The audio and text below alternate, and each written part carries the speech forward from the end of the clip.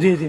আমি যখন বাড়িতে নামাজ পড়ে আসতেছি তখন দেখলাম আমার গেটের সামনে থেকে আমার বাতিজি তিনজন মাদ্রাসার ছাত্রী নিয়ে যাইতেছে।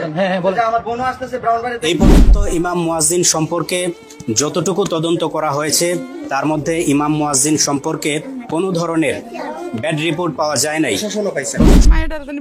করে আর হের বিচার যেন আল্লাহ রসুলে করে, আল্লাহর মসজিদরা রে, আল্লাহর গড় মসজিদরা রে আল্লাহ যেন স্বয়ং হের বিচার করা, স্বয়ং যেন আল্লাহ হের দরাই দে। মসজিদের ইমামের সাথে নাকি ময়নার মার সম্পর্ক ছিল, আর এই সম্পর্ক দেখে ফেলার কারণেই নাকি ময়নার মা এমনকি মসজিদের ইমাম ময়নাকে মেরে ছাদের উপরে রেখেছে, আর যার ফলে ইতিমধ্যে পুলিশ ময়নার মা এমনকি মসজিদের ইমামকে ধরে নিয়ে গিয়েছে, এমনকি ইতিমধ্যে তাদের ডিএনএও টেস্ট হয়ে গেছে। তো বন্ধুরা, আদেও কি এই ইমাম ময়নার ঘটনায় জড়িত? ময়নার মার সাথে কি আসলেই কি তার শারীরিক সম্পর্ক ছিল? সবকিছু A to Z এই ভিডিওতে জানতে পারবেন। কেন ময়নার নিতর দেহ সেই মসজিদের উপর রাখা হলো, ইতিমধ্যে আদালতে ময়নার মার কি রায় দিল, তো চলুন আমরা বাড়তি কথা না বলে সরাসরি ভিডিওতে চলে যাই। প্রতিদিন সকালবেলা সে আসে 9টা পর্যন্ত এখানে পড়ার পরে ছুটি দিলে আবার বাড়িতে গিয়ে স্কুলে চলে যায়। সে স্কুলেও পড়তো। তো শনিবার দিন সকালে সে আসছে আমাকে 8:30 বা 15টার দিকে, এই যে এখানে বসে সে আমাকে আমপাড়াটা শুনাইছে। হ্যাঁ, এখানে বসে আমি বসছিলাম ওইখানে, সে এখানে বসে আমাকে পড়া শুনিয়েছে। সূরা মুতাফফিফিন থেকে সূরা নাবা পর্যন্ত সে মুখস্থ আমাকে শুনিয়েছে। পরে 9টার সময় ছুটি হয়ে গেছে, বাড়িতে চলে গেছে। বাড়িতে গিয়ে খানা খেয়ে পরে আবার আসছিল, এসে আবার জোহরের সময় 12টার দিকে আবার চলে গেছে।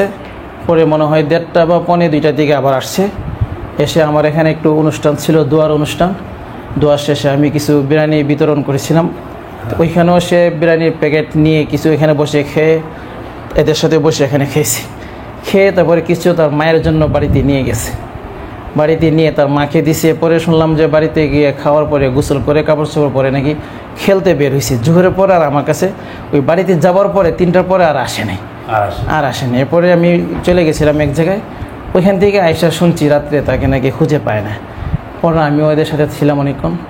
ওরা এসে আমার বাসার ছাদে রাত্রে 11টার সময় এসে খুঁজছি যে আমার বাসার উপরে আসে কিনা, কিন্তু পাই না। আমি রাত্রে 1:30 পর্যন্ত দেখছি ওরা খোঁজাখুঁজি করতেছে, পানিতে নামছে, এইভাবে ওরা সারা রাত্রে খুঁজছে, ওরা কোথাও পায়নি। হ্যাঁ, শেষ পর্যন্ত আমার মাদ্রাসায় এসে খুঁজছে। ওরা নাকি ওই জিনের মাধ্যমে নাকি জিন নাকি বলছে যে এদের কাছে, এগুলো তো আমি বিশ্বাস করি না, যে উপরে আছে। এ কথা শুনে ওরা আমার কাছে আসছে, এসে বলতেছে যে আপনার বিল্ডিংয়ের উপরে ছাদে একটু খুঁজবো। আমি বলছি ঠিক আছে খুঁজেন। তাই এসে খুঁজে গেছে, কিন্তু এখানে পাইনি। পরে মনে হয় মসজিদে সকালবেলা শুনলাম যেটা মসজিদে পাওয়া গেছে। হ্যাঁ, নিয়মিত আসে, সকালবেলা আসে। আগে গত বছর 3 টাইমে 4 টাইমে আসছে, সকালেও আসছে, 10টার সময় আসছে, আবার সন্ধ্যার সময় আসছে। তো এবছর ভর্তি হওয়ার পরে শুধু 1 টাইমে আসে, সকালবেলা আসে। এরপরে 9টার সময় ছুটি হয়ে গেলে বাড়িতে গেলে পরে আর আসে না। সে আবার স্কুলে পড়ে, এবার ক্লাস 5-এ পড়ে, তো বৃত্তি আছে, এই জন্য আর আসে না। আবার ক্লাস হ্যাঁ, এখানে মানে হেফজুরা নাজারা চালায় যেতেছে। আর যেহেতু স্কুলের সুযোগ ছিল, এই জন্য স্কুলে ক্লাস 5-এ পড়তেছিল।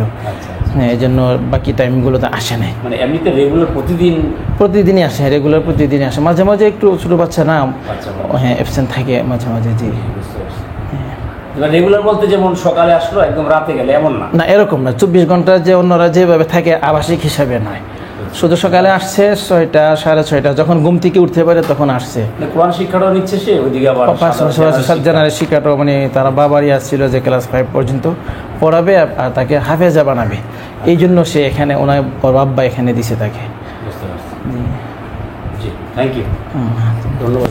আমরা একটু সহপাঠীর সাথে একটু কথা বলি আর কি। হ্যাঁ, আচ্ছা, একটা কথা, হ্যাঁ, যে ওরা যেহেতু ছোট, বাচ্চারা যেহেতু ছোট, এই জন্য আমি এদের সামনে বসি। হ্যাঁ, আবার কিছু বড় স্টুডেন্ট আছে, আমার জন্য আলাদা আবার শিক্ষিকা আছে যারা বড়। হ্যাঁ, মহিলা শিক্ষিকা আছে যারা বড়, তারা পর্দার ভিতরে থেকে শিক্ষিকার কাছে পড়ে। আর এরা সবাই ছোট, এই যে 7 বছর 8 বছর, এই জন্য তারা আমার সামনে আসে বা আমি তাদের সামনে আসি। অনেকে আবার হয়তো ভাবতে পারে যে হুজুর কেন পড়ায়, এই জন্য জিনিসটা একটু পরিষ্কার করলাম। বড়দের জন্য আলাদা ব্যবস্থা, ভিতরে বসে শিক্ষিকার কাছে পড়ে, আর ছোটরা এখানে আমার সামনে আসে, আমার কাছে পড়ে। জি জি, থ্যাংক ইউ, ধন্যবাদ। দর্শক, আমরা একটু তার সহপাঠীর সাথে একটু কথা বলি। আল্লাহর কালাম, তোমার নাম কি? সামির। ময়না তো তোমাদের সাথে পড়তো, জি কেমন লাগতো ময়নাকে? ভালো হ্যাঁ ভালো ভালো লাগতো। এখন তো ময়না নাই, কেমন লাগে? খারাপ লাগে না? জি আর খুব কষ্ট লাগে আসলে। ময়না তো আর আসবে না, আর আসবে? আর আসবে না ময়না, ময়না চলে গেছে। হ্যাঁ বড় পারে। তোমার নাম কি বাবা? রুবাইয়া ময়না, ময়না তো এখানে আসতো, ময়নার সাথে কথা বলতা? দর্শক, এখানে কোরআন শিক্ষা দেওয়া হয়, কোরআনের পাখিগুলি দেখতে পাচ্ছি। ময়নাও কিন্তু ঠিক তদ্রুপ একইভাবে এখানে পড়াশোনা করতো। স্কুলও পড়ছে। আচ্ছা আচ্ছা আচ্ছা। তোমার নাম কি বাবা? ইসরাত ইসরা। আচ্ছা, ময়না তোমার সাথে পড়তো? জি ময়না কেমন ছিল? ভালো ছিল। ময়নার কথা মনে আছে? জি ময়না তো আর আসবে না তোমার পাশে, আসবে, বসবে, কথা বলবে? আর বলবে না। ময়নার সাথে স্কুলে পড়ছো? জি স্কুলে পড়তো ময়নার সাথে? ময়না কেমন ছিল, ভালো ছিল নি? জি ময়না কি বলতো তোমার সাথে? কিছু বলতো না, কিছু বলতো না? কি খাইতো বেশি বেশি, কি খাইতে পছন্দ করতো? কিছু পছন্দ করতো না, খাইতো না কিছু? জানি না। ঠিক আছে, থ্যাংক ইউ, ওকে। তো যা হোক দর্শক শ্রোতা, আর কী বলবো, আমরা একটু স্মৃতিচারণ করছি জাস্ট, যে বাচ্চাটা এই যেভাবে চলে গেল। সঠিক তদন্ত হচ্ছে, গোয়েন্দা বিভাগ, সিআইডি বিভাগ এবং পুলিশ প্রশাসন মানে খুবই স্ট্রং বাংলাদেশের, বেরিয়ে যাবে আশা করি 2-1 মধ্যেই। তো আমরা সুদৃষ্টি কামনা করছি আইনশৃঙ্খলা বাহিনীর প্রতি, যেন সঠিক তদন্ত করে দৃষ্টান্তমূলক শাস্তি দেওয়া হয়, আর যেন আমাদের দেশে ময়নার মতো কারো প্রাণ এভাবে অকালে যেন না দিতে হয়। থ্যাংক ইউ হুজুর, ভালো লাগবে। দেশবাসী জি, আলহামদুলিল্লাহ। বলে বিদায় নিয়ে যাবে। আর কি বলবো, সকলের কাছে একটা আবদার, আমরা সবাই আল্লাহ তাআলার কাছে দোয়া করব, আল্লাহ তাআলা যেন সত্যিকার অপরাধী যে তাকে যেন আল্লাহ দ্রুত চিহ্নিত করে দেন, যেন তাকে শাস্তি যেটা হওয়ার দরকার কোরআন হাদিসের ভাষ্য অনুযায়ী, রাষ্ট্রীয় আইন অনুযায়ী যে শাস্তি, সে শাস্তি যেন তাকে দিতে পারে, এই জন্য আল্লাহ যেন তাকে দ্রুত চিহ্নিত করে দেন, এটা সকলের কাছে আবদার। আর নিরপরাধ কেউ যেন হয়রানির শিকার না হয়, বা যাদেরকে তদন্ত স্বার্থে তাদেরকে নেওয়া হয়েছে, যদি তাদের কাছে ওইরকম কোনো আলামত না পাওয়া যায় তাহলে তাদেরকে যেন ছেড়ে দেওয়া হয়। আর যদি তাদের মধ্যে এরকম কোনো সিমটম পাওয়া যায় তাহলে প্রশাসন যেভাবে তাদের থেকে আরও তথ্য নেওয়া দরকার সেভাবে নেক, এ ব্যাপারে আমার কোনো আপত্তি নেই। এটাই আমার সকল দেশবাসীর কাছে, এটাই আমার অপরাধী যেই হোক, মসজিদের ইমাম হোক, হুজুর হোক, রাজনীতি যে কোনো দলের লোকই হোক না কেন, এমনকি চাচা হোক, যেই হোক, অপরাধী যেই হোক, তাকে যেন দ্রুত চিহ্নিত করে তাকে যে শাস্তি হওয়ার দরকার সে শাস্তির ব্যবস্থা করা হয়, এটাই সকলের কাছে আমার আবেদন। বাজান এডিরে আপনারা ফাইয়া যেমন বিচার নাই এমন বিচার করুন।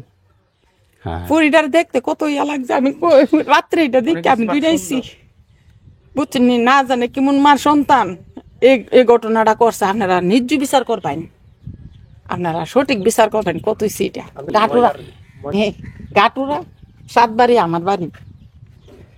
আমি ওই আমি তো মোবাইলও দেখছি, দেখে গা এবার আমি কেমনি যাইতাম, পুরো এক মহিলারে জিগাইছি বাসের মিদে, কি গো মায় এমন এমন ঘটনা, সাবাসপুর এমন এমন ঘটনা হয়েছে, কহ মায় এরপর দাবিটি 5 গিট আমার নামাইছে, নামাই একটা গাড়ি তুলে দিছে, উঠুটাই এখানে নামছি। আমি কইলে দিকাই আছে আছে না বাবা, কোনো মা সন্তান দে এমন কাম করতারে না, কিন্তু মাটা কান্তাছে কইতাছে আমার কোনো শত্রু নাই, আমার কোনো ইয়া নাই, আমার মা মেয়েরে কেডা কইতারি না।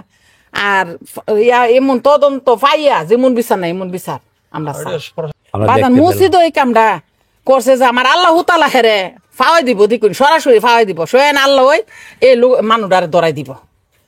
আল্লাহর ঘর মসজিদের উপরে এই কাম, আর হুজুরার উপরে কথাটা এটা ঠিক না। হুজুরা এই কাজ করতো না, হুজুরা কোনোদিন এই কাজ করতো না, হুজুরা কোনোদিন এই কাজ করতো না। আপনারা বালা মতো তদন্ত করুন, তদন্ত করে সাইরা আপনারা এটার বিচার করুন, বুঝছেন নি, এটার বিচার করুন। কিন্তু এমন কাম যেমন নাও জীবনে বাজান, এই কাম জীবনে নাও, আপনারা এটার বিচারটা করুন, এটার ইয়াটা বাইর করুন, বিচার সঠিক তথ্যটা যেন বের হয়। জীবনটা কত উজ্জ্বল ছিল, আরে কত জনে আল্লাহ কত জনে ডাকছে, মা রে বাপ রে কত জনে ডাকছে।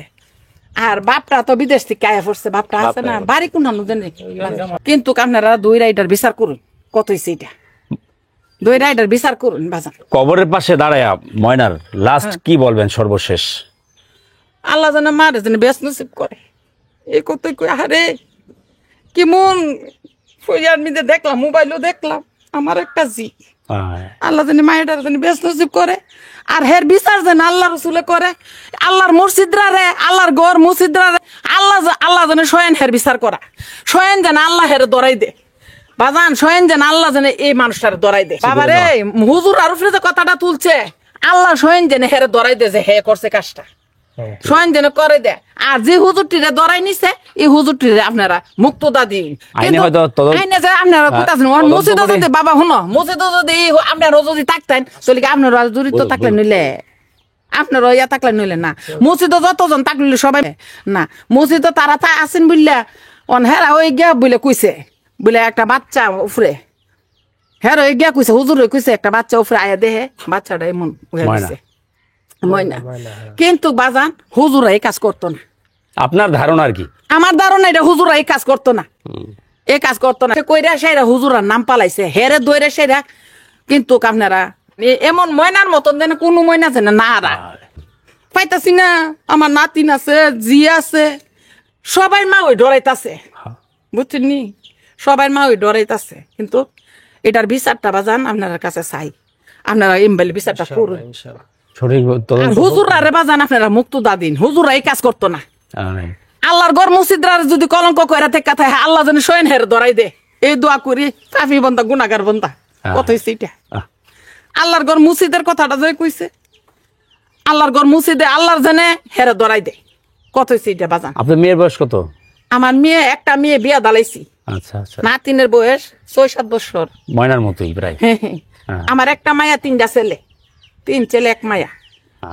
এক ছেলে বিয়া করাইছি এই বাদুগর।